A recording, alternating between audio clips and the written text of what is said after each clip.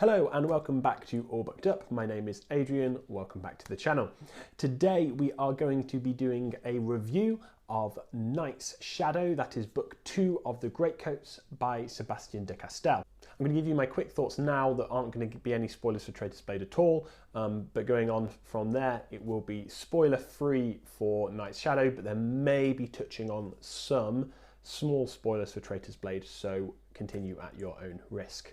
What I will say to start is I did definitely enjoy this book. It was definitely a step up from Traitor's Blade in my opinion.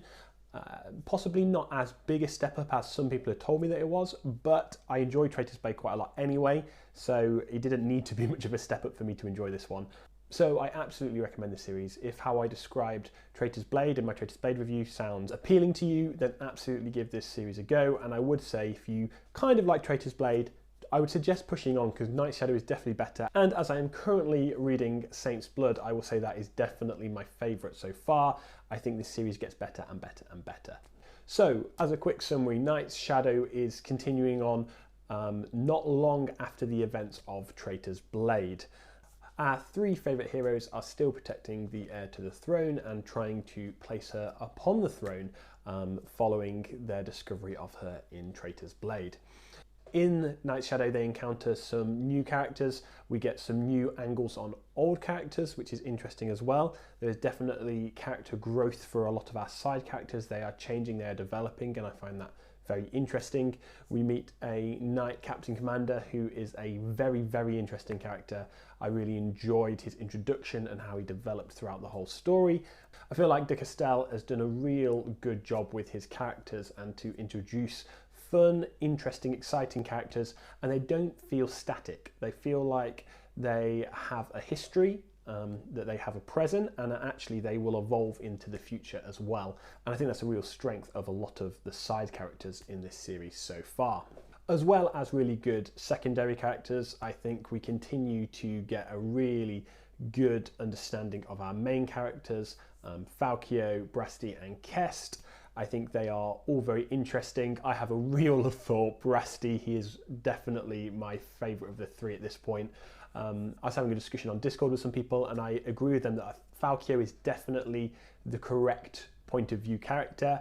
I think too much of Brasti being in his head for too much would definitely be a little bit overkill, but as a character we get to see from the outside, he is brilliant. I think Kest's character development through this book is very, very solid as well. I'm really impressed with how De Castell has managed to take these characters that we know and we grew to know and love, that could have felt very static in the way they are, and he's actually made them evolve and change and develop, and I think that's brilliant. I think that Kest's plot arc and character arc in this story is very, very strong, and I think that actually the way we see these characters develop is just beautiful. One of the big positives I had with the first book in the series was the authorial voice. I think the way that De Castell does the first person, the way he talks from Falcio's viewpoint, the authorial voice he has and how he is quite witty and sharp and funny, but that never undercuts serious moments. I think that's a real strength here. I think that continues to be a strength, and I think it looks like it will continue to be a strength throughout the entire series. All in all, I think plot-wise, this book does a really good job of taking some of the vague and slightly obscure elements of the first book and explaining them, but not in a way that it is recasting them. It's not sort of rewriting them and telling us that something different happened than what did. It's not retconning in that sense. What it is doing is giving us some really interesting explanations for why things happened in a very good narrative way for this individual book as well. It's not just info dumping stuff for the last book with no point. We are actually getting interesting plot turns and changes in how the plot is moving that actually inform what happened in the first book in a really interesting way. I think that's a really positive way for a continuation of the series to be. It's far better than trying to retcon something you didn't like. It's much better, in my opinion, to roll with it, but explain it in a way that makes perfect sense in this initial narrative for this book as well. And I think De Castell does that incredibly well here.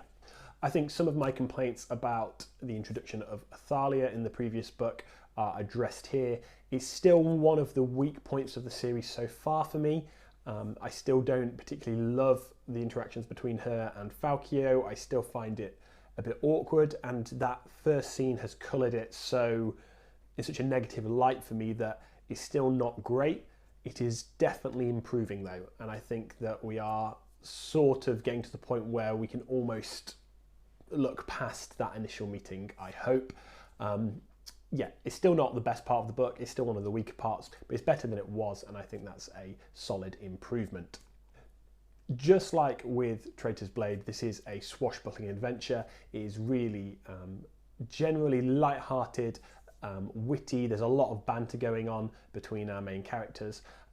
It's just a lot of fun. There are still dark elements, just like in Traitor's Blade. There are definitely a dark undertone running through. I would say that comes to the forefront a bit more obviously here in Knight's Shadow than it did in Traitor's Blade, for me personally. Yeah, it gets pretty grim at points, and pretty... it's just a lot of despair, is how I would say that. It's just hopeless in some aspects. Somehow, though, it doesn't become depressing or tragic, but actually that darkness and that defeat really lends to the heroic side of this series.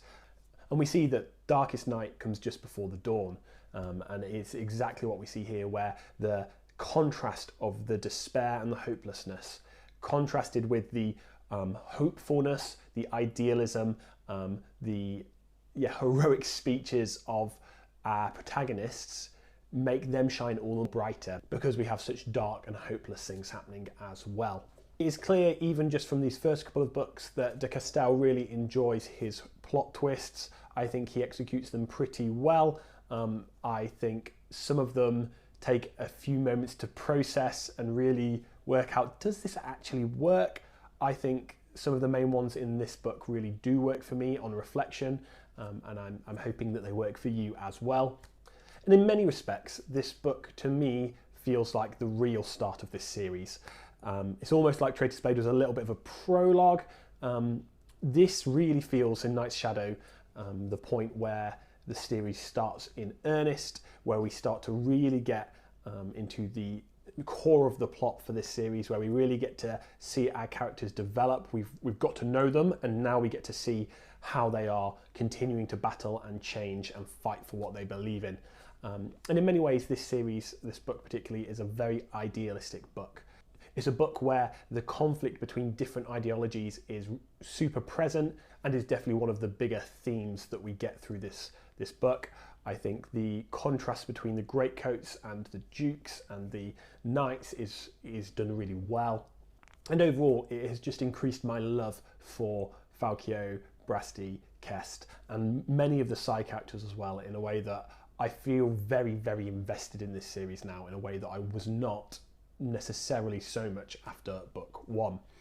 All in all, for me, this was another solid 4-star read. It wasn't perfect by any means, it wasn't mind-blowing, but it was a good, solid continuation that I think improved on many of the things that were weak in Traitor's Blade and continued with the things that we all knew and loved about the first book.